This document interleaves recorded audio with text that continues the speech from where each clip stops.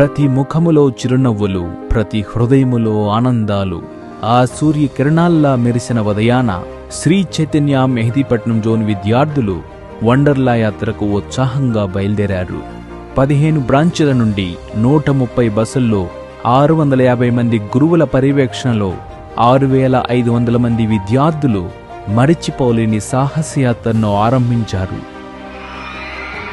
వండర్లాలో అడుగుపెట్టగానే విద్యార్థుల ఆనందం ఉప్పొంగిపోయింది. Recoil, maverick,